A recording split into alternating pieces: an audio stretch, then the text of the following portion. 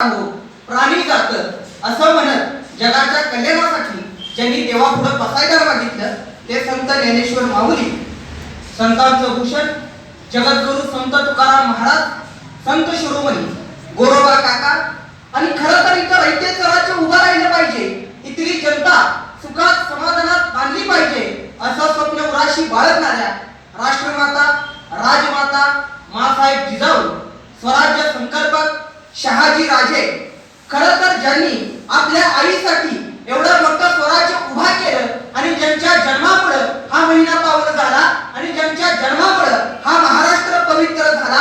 खरं तर 33 कोटी देवतांची मंदिरं असतीलही पण ज्या राजाचं एकही मंदिर नव्हतं तरी या महाराष्ट्रातील सगळी मंदिरं सुरक्षित राहिली ती म्हणजे छत्रपती शिवाजी महाराज.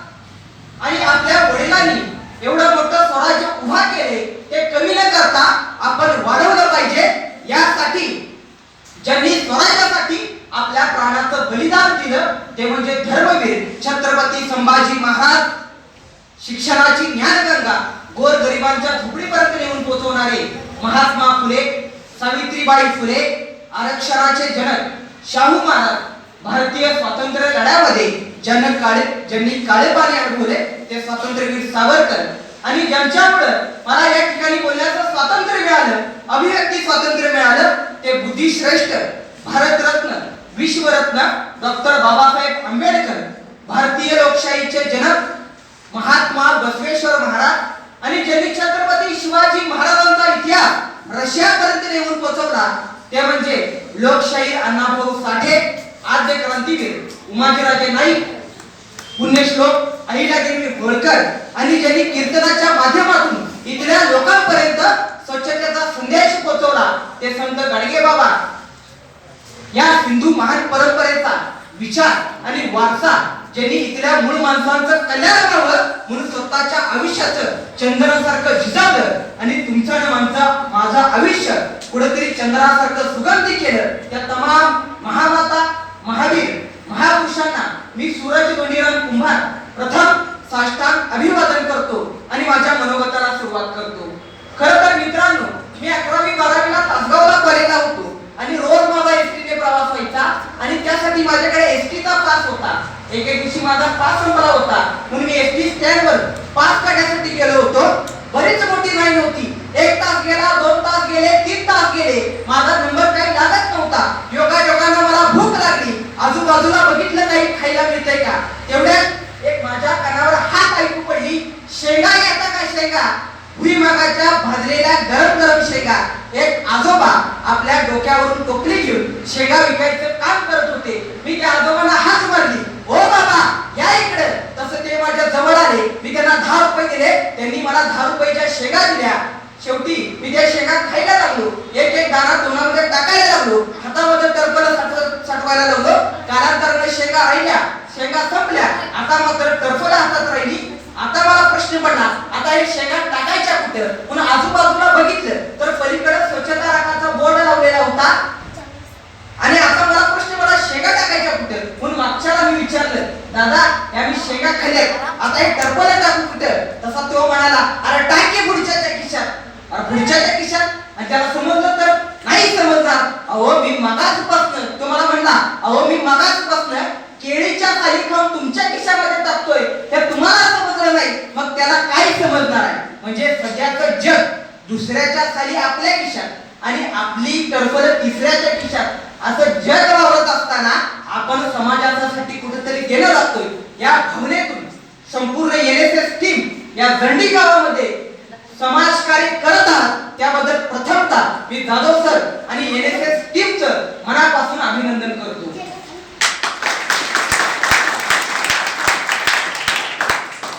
मित्रांनो, आज माझा जो व्याख्यानाचा विषय तो म्हणजे छत्रपती शिवाजी महाराजांचं कार्य.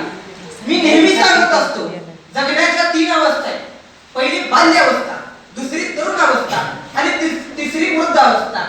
बाल्यावस्थेत विचार नसतो पण कृती असते आणि वृद्धावस्थेत विचार असतो पण कृती नसते. सोप्या शब्दात सांगायचं झालं, एखाद्या लहान मुलाला इथं जर उठवलं आणि त्याला सांगितलं हा घे दगड आणि मार त्या सूरज कुंभारला, तर तो दुसऱ्या मिनिटाला मला दगड मारणार आहे.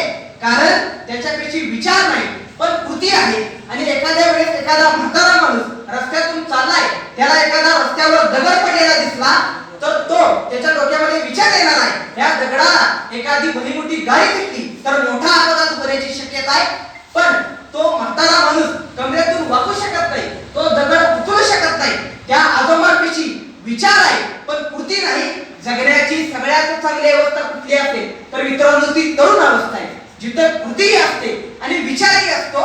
त्यामुळे तरुण ही सगळ्यात चांगली अवस्था आहे. स्वामी विवेकानंदांनी तरुणाचे 3 प्रकार सांगितले, एक तेजस्विता, एक तपस्विता आणि एक तत्परता.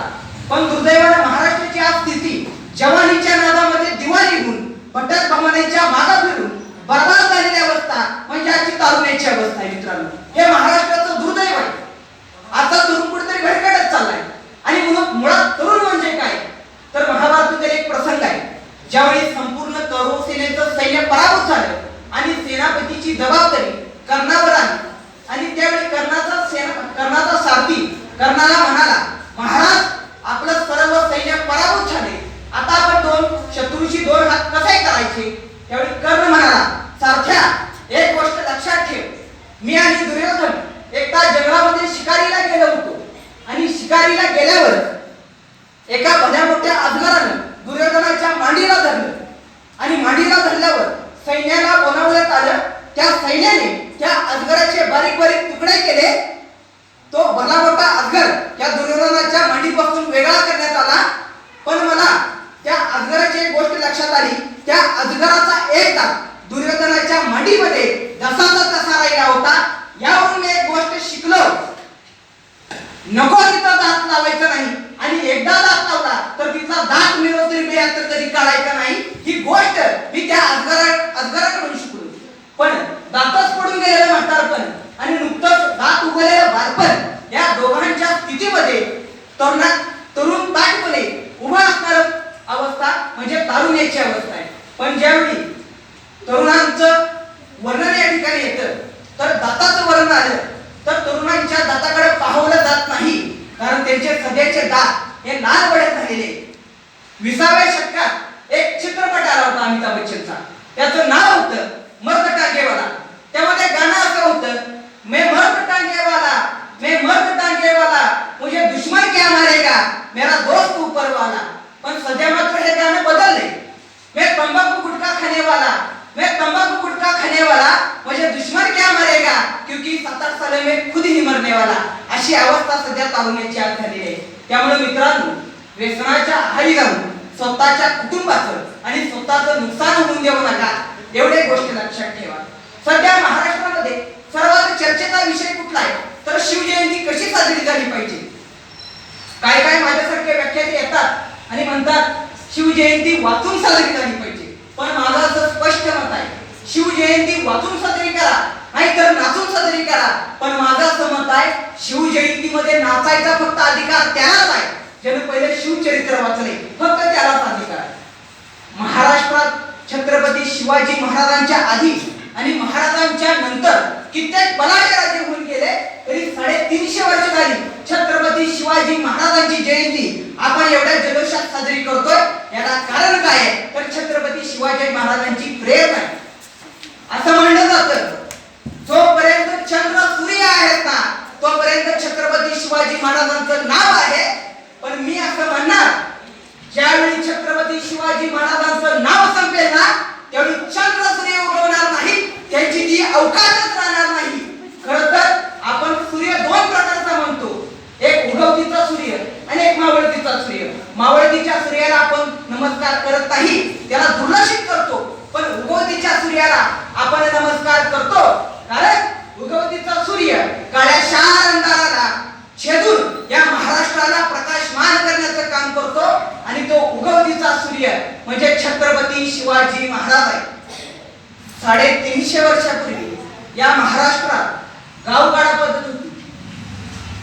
इथल्या बादशाने सारा वसुलीसाठी देशमुख, देशपांडे, कुलकर्णी या माणसांना सारा वसुलीसाठी ठेवलं होतं.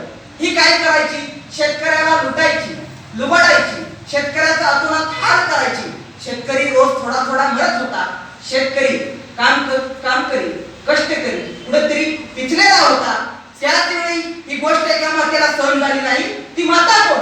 तर ती माता म्हणजे माँसाहेब जिजाऊ. आणि माँसाहेब जिजाऊंचं पुढे जाऊन शहाजी राजे यांच्याशी लग्न झालं आणि 19 फेब्रुवारी 1630 रोजी छत्रपती शिवाजी महाराजांचा शिवनेरीवर जन्म झाला. आबासाहेब म्हणून छत्रपती शिवाजी महाराज मोठे होऊ लागले. शेतकऱ्याच्या बांधावर जाऊन शेतकऱ्याची मीठ भाकरी खाऊ लागले. त्यावेळी तिथल्या शेतकऱ्याच्या मुलाला वाटलं हा शहाजी राजाचा मुलगा आपल्यामध्ये उठतो काय, आपल्यामध्ये बसतो काय, आपल्यामध्ये हसतो काय, नेमका हाच राजा असला पाहिजे. आणि शिवाजी महाराज 5 वर्षाचे झाले आणि माँसाहेब जिजाऊंनी त्यांना हाताला धरलं आणि पुण्यामध्ये लाल महालामध्ये आणले. लाल महाल आदिलशाच्या सरदारांनी गाढवाचा नांगर उद्ध्वस्त केलेलं होतं. त्या पुण्यामध्ये माँसाहेबांनी सोन्याचा नांगर हातामध्ये घेतला आणि पुणे पहिल्यासारखं केलं. माँसाहेब कळाल्या, हे राजांना पाठव तुझ्या पोराला स्वराज्यात, हे स्वराज्य सर्वांचं आहे. आणि महाराजाचं पोर धावत आलं, मराठ्याचं पोर धावत आलं, कुंभाराचं पोर धावत आलं, लोहाराचं पोर धावत आलं, मळ्याचं पोर धावत आलं, तळकराचं पोर धावत आलं, बामणाचं पोर धावत आलं आणि मराठ्याचं पोर धावत आलं. आणि या स्वराज्यासाठी अशी माणसं गोळा होऊ लागली. छत्रपती शिवाजी महाराजांची ही प्रेरणा होती. पण माँसाहेबांनी ही माणसं कशी तोडली होती? तानाजी, बाजी, येसाजी, चिमणाजी अशी माणसं जोडून गेली होती. एक प्रसंग आहे. सायंकाळची वेळ होती. उमरट नावाचं गाव होतं. त्या गावामध्ये एक दौंडीवाला आला आणि तो दौंडीवाला म्हणतोय, ऐका हो ऐका, ऐका हो ऐका, पुण्यामधून लाल महालामधून माँसाहेब जिजाऊ आणि बाळ शिवराजे यांच्या आदेशाने आलोय. जो कोणी शेतकऱ्याच्या पिकाचं नुकसान करणाऱ्या रानडुकराला मारील त्याला 1 सोन्याचं नाणं बक्षीस दिलं जाईल. आणि तो दौंडीवाला निघून गेला आणि एक पोरगं आपल्या भावाला म्हणते, अरे दादा मारे की आपण रानडुकर, मिळेल की आपल्याला बी सोनं? तसं भाऊ म्हणतोय, अरे कशाला पाहिजे रानडुकर, कशाला पाहिजे सोनं? अरे माँसाहेब भेटतात की, बाळ शिवराज भेटतात. आणि सकाळी लवकर भाऊ घरातून बाहेर पडली, भाकरी बांधून घेतली. दिवसभर जंगलामध्ये फिरताय. 1 नाही 2 नाही 3 रानडुकरं मारली. त्यांचे पाय तोडले, खांद्यावरती टाकले आणि आले पुण्यात. म्हणताय, अरे कोण आहे वाड्यात, दार उघडा. तेवढ्यात माँसाहेबांनी दरवाजा उघडला. माँसाहेबांनी विचारलं, अरे काय काम आहे? माँसाहेब तुम्ही दौंडी दिली होती ना, जो कोणी शेतकऱ्याच्या पिकाचं नुकसान करणाऱ्या रानडुकराला मारील त्याला सोन्याचं नाणं बक्षीस दिलं जाईल. हो हो म्हणलं होतं ना मी तेवढीच दिली होती. मग माँसाहेब ठीक आहे, 3 रानडुकरं मारले. नाव काय तुझं? माँसाहेब मी तानाजी आणि हो भाऊ माझा सूर्याजी. तानाजी काय करतोस? काय नाही माँसाहेब, फक्त खातो पितो आणि झोपतो.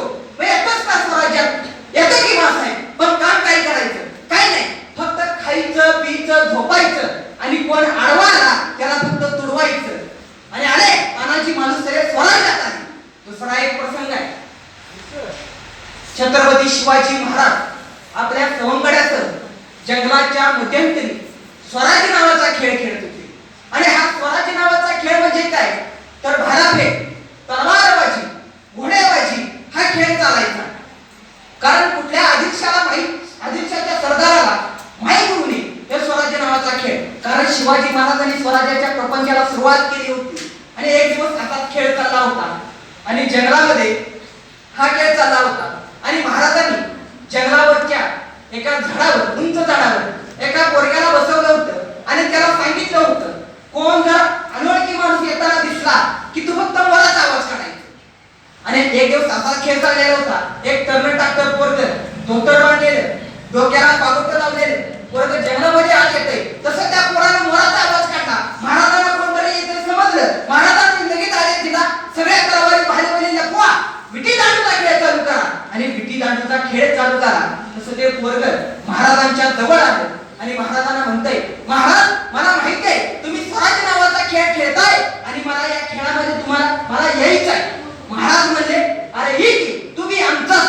तसं ते पोरगं म्हणालं, महाराज आज येत नाही, मी उद्या येतो. बाप माझी तिथं वाट बघतोय, मला काही सांगितलं नाही, मी उद्या येतो. तसं ते पोरगं परत माघारी जायला लागले आणि 2 पावलं पुढे जाताय तोपर्यंत सारा दिसतं मागं सरलं आणि महाराजांना म्हणतंय, महाराज तुम्ही जे झाडावरती पोरगं बसवलंय ना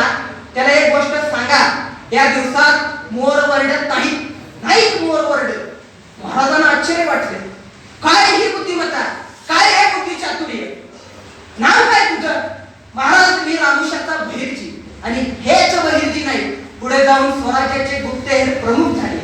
ही प्रेरणा होती शिवाजी महाराजांची. हे सामर्थ्य होतं. माणसं जोडायची कशी हे छत्रपती शिवाजी महाराजांकडून शिकायचं. पण मला नेहमी एक गोष्ट वाटते, काय केलं असेल शिवाजी महाराजांनी तानाजी मालुसरेंना, बहिर्जी नाईकांना? पैसा देतो, संपत्ती देतो, धान्य देतो, काय दिलं होतं? मी नेहमी सांगत असतो, एक बंद पडलेलं कुलूप असतो आणि त्या कुलपाची चावी हरवलेली असते आणि चावी हरवल्यानंतर एक हातोडा जवळ येतो आणि त्या हातोडा कुलपावर पहिला गाव घालतो, दुसरा गाव घालतो, तिसरा गाव घालतो, पण कुलूप काही उघडायला तयार होत नाही. शेवटी दमतो, थकतो, कोपऱ्यात जाऊन बसतो. आता मात्र एक छोटीशी चावी येते आणि चावी म्हणते, दादा तू दमलाय, तू थकलाय, त्यापेक्षा मी प्रयत्न करते. तसा तो हातोडा हसायला लागतो. अरे मी एवढा ताकदवान, मी एवढा बलवान, पण मला हे कुलूप उघडता येत नाही, पण तू छोटी एवढी चावी, तू कसं काय उघडणार कुलूप? त्यावेळी दादा म्हणते, मी प्रयत्न करते, काय व्हायचे तरी होऊ दे. शेवटी ती छोटीशी चावी त्या कुलपामध्ये शिरते आणि दुसऱ्या सेकंदाला ते कुलूप उघडतं. त्यावेळी त्या हातोड्याला आश्चर्य वाटतं, अरे नेमकं कसं काय झालं हे? आपण एवढे गाव घातले पण कुलूप काय उघडायला तयार नव्हतं, पण ह्या एवढ्या छोट्याच्या चावीनं हे कुलूप कसं काय उघडलं? त्यावेळी ती चावी एक छानसं उत्तर देते, दादा तू फक्त त्या कुलपावरती वरून गाव घालत होतास, मी मात्र त्या कुलपाच्या काळजाला हात घातला, दुसऱ्या मिनिटाला ते कुलूप जसे तसं उघडलं. नेमकं हेच छत्रपती शिवाजी महाराजांनी मावळ्यांच्या छातीला हात घातला आणि कुठेतरी हे स्वराज्याच्या प्रपंचाला सुरुवात झाली. स्वराज्य वाढत निघाले. मित्रांनो, आपण एवढ्या मोठ्या जल्लोषात 350 वर्ष झाली तरी छत्रपती शिवाजी महाराजांची जयंती एवढ्या जल्लोषात साजरी करतोय, याचा मला आनंद आहे.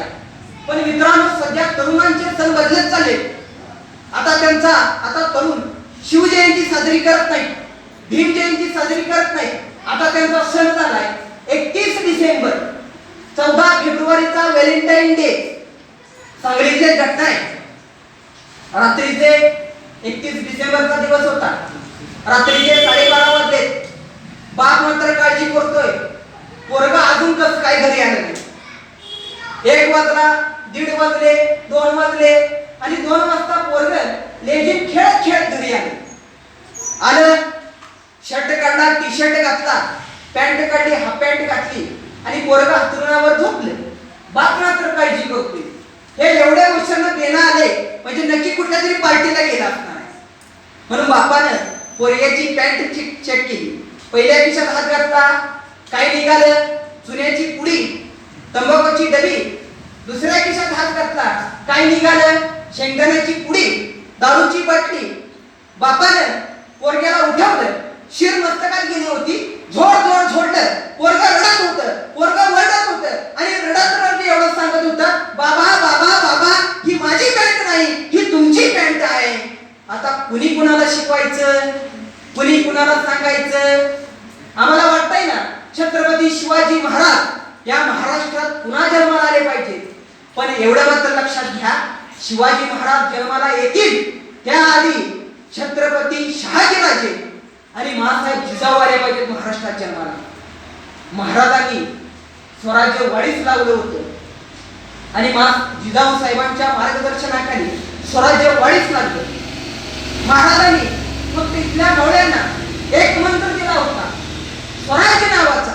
स्व म्हणजे माझं राज्य आहे ना तर मलाच लढलं पाहिजे, माझं राज्य आहे ना तर मलाच मेलं पाहिजे, माझं राज्य आहे ना तर मलाच जुजलं पाहिजे. हे स्वराज्य नावाचा मंत्र दिला होता. महाराजांनी सांगितलं होतं, मी सांगतोय म्हणून नको येऊ. तुला जर वाटत असेल तुझ्या बायकांची पोरांची आबरू वाचली पाहिजे तर ये. तुला जर वाटत असेल कुठेतरी हे स्वराज्य वाईट लागलं पाहिजे तर ये. तुला जर वाटत असेल आपलं राज्य हे आपलंच राहावं यासाठी तू स्वराज्यात ये.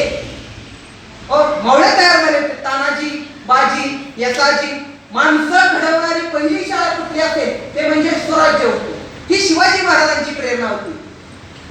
तो सिद्धी जोहर, त्या सिद्धी जोहरनं पन्हाळगडला वेढा घातलाय आणि त्यावेळी महाराज कैदेत अडकून पडले आणि कैदेत अडकून पडल्यामुळे महाराजांची इतिहासामध्ये एक नोंद आहे, एकही केला गेला नाही. कारण वैशिष्ट्य होतं स्वराज्याचं. स्वराज्याचे मावळे हे फक्त राज्यासाठी लढत होते. पूर्वीचा काळ तसा होता की सैन्य हे राज्यासाठी लढायचं. राजा एकदा पडला की सैन्य पराभूत व्हायचं आणि सैन्य पळून जायचं. पण जगातील ही पहिली क्रांती की इथं सैन्य हे फक्त राज्यासाठीच लढतंय. महाराज एखादी मोहीम काढायची आणि तानाजी म्हणायचा म्या जाणार राज म्या झुजणार, तसा बाजी म्हणायचा अरे ताना हो मागे म्या जाणार म्या लढणार, तसे यसाजी काका म्हणायचं अरे व्हा बाबा मागे कधी कधीपासून म्या नंबर लावलाय, म्या जाणार म्या लढणार म्या मरणार.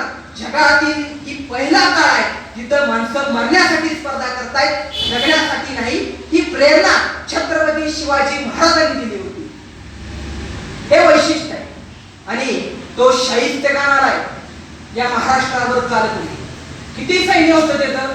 1,30,000. शिवाजी महाराजांचं सैन्य किती? तर 12,000. तो शाहिस्तेखान आलाय पुण्यामध्ये.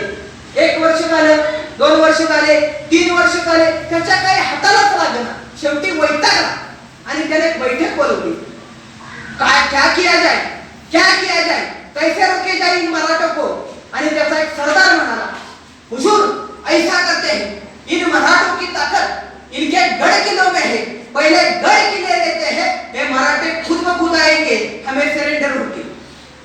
आणि शाहिस्तेखानाला आश्चर्य वाटलं आणि त्याला पटलं सही सही का आहे, फिर कौन सा किला लिया जाए, जल्द से जल्द. आणि त्याचा सरदार म्हणाला महाराज पुण्यापासून अवघा 18 किलोमीटर दूर असणाऱ्या संग्रामदुर्ग चाकणचा किल्ला तो पहिला घेऊ. शाहिस्तेखान विचारतो कितने मराठी? 300 हुजूर. तोपखाना ना हुजूर, शिबंदी ना, बिलकुल ना हुजूर. वही किल्ला ले लेते. आणि सकाळी शाहिस्तेखानचं संपूर्ण सैन्य त्या चाकणच्या किल्ल्याकडे निघाले आणि त्यांनी वेढा टाकला. 1 आठवडे झाले, 2 आठवडे झाले, 3 आठवडे झाले, पण मात्र मराठी काय यांना आत येऊन देणार आणि ते पण काय बाहेर येणार. शेवटी शाहिस्तेखान वैतागला. त्याने विचार केला आज ना उद्या धान्य संपेल, पाणी संपेल, उद्या येतील मराठ्याकडे शरण, पण मराठे नाव घ्यायचं बाहेर यायचं काही तयारच नाही. वैतागला शाहिस्तेखान. त्याला परत बैठक लावली. सरदारांना बोलवलं क्या किया जाए, क्या किया जाए, कैसे हरा जाए मराठों को. तेवढ्यात त्याला एक सरदार होता, त्याचं नाव तरबियत खान. तो त्याच्या तोफखान्याचा प्रमुख होता. तोफखान्याचा प्रमुख असल्यामुळे त्याने एक युक्ती सांगितली हुजूर ऐसा करते किले पे सारे तोफे लाग देते. आणि शाहिस्तेखान पटलं आपल्याकडे 21 तोफा आहेत ना, उद्या सकाळी उठून तोफा फक्त किल्ल्याच्या बाजूने करायच्या आणि जायच्या उडून अर्ध्या तासात किल्ला ढासळतो. रात्री शांतपणे शाहिस्तेखान झोपला. 1-1:30 वाजले आणि मराठी आले किल्ल्यावरून. तसा शाहिस्तेखान कापाकापी झाली, कत्तल झाली. तसा शाहिस्तेखान गडबड उठला. क्या हुआ? मराठे आए हुजूर. किधर गए? गए हुजूर. परत झोपला. सकाळी लवकर उठला. 6 वाजता हत्तीच्या अंबारावर बसला. लगावो तोफे आणि सगळ्यात 21च्या 21 तोफा किल्ल्याच्या बाजूने झाल्या आणि तेवढ्यात वाट पेटवायची तोपर्यंत किल्ल्यावरून धडाडून तोफे विचारो क्या हुआ. मराठीने तोफे ताक दिए. त्याला काही समजे ना. अरे 300 मराठे यांच्याविषयी तोफा नव्हत्या, तोफा आणल्या कुठून. तसा तरबियत खान आला. हुजूर मराठों ने लकड़ियों के तोफ बना दिए, लाकडाच्या तोफा. आणि त्याला आज जनावरचं कातडं लावलंय. हुजूर त्यांची एक तोफ आपल्या 10 तोफेला भारी. अरे दारूगोळा कल किसने आहे ते मराठी. हा दारूगोळा आपलाच आहे हुजूर. म्हणजे ही प्रेम. त्यावेळी जर मावळे रडत बसले नाही.